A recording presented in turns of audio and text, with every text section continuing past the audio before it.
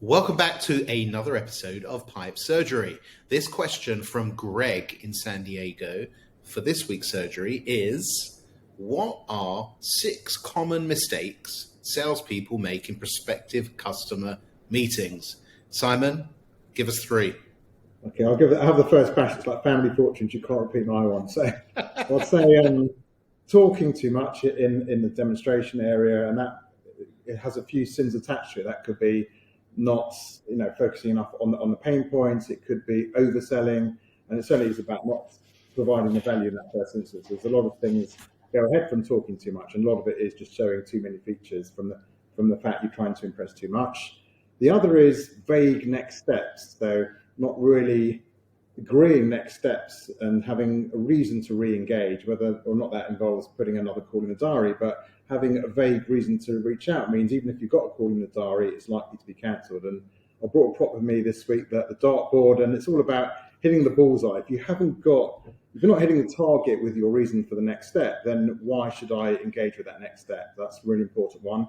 And finally, it's not identifying a reason to buy now, and not even to buy, but to buy now. And in this market, particularly when every company is going through every purchase with a fine-tooth comb, really important to have a reason to buy, but to buy now. So what's the ROI attached to it, and what's the negative ROI if you sign up in 6 months rather than today? So if it's something where the ROI is $10,000 a month, it's going to cost you $60,000 a month to delay that decision.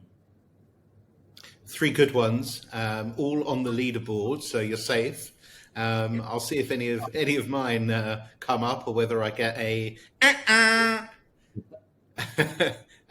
Okay, so 3 from me, Greg, are Simon spoke about next steps at the end of the meeting. I'm going to talk about the steps during the meeting and actually laying out at the beginning really how you're going to run the meeting. What's the agenda? What do you want to achieve during the actual session together, and agree some outcomes at the end of it right up at the beginning.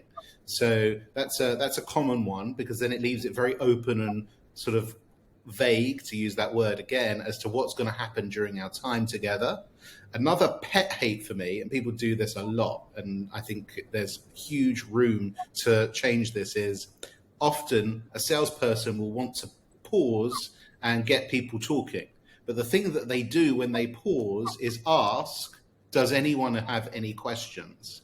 It is the single worst question to ask, because most people usually say nothing, or there's silence, or no, because they're all petrified of speaking, or you haven't actually asked the right question. So instead of saying, does anyone have any questions, pick people out. Mary, how do you think this might work in your department? Bob, do you see yourself using this particular feature, or whatever it might be? So change the way you ask that.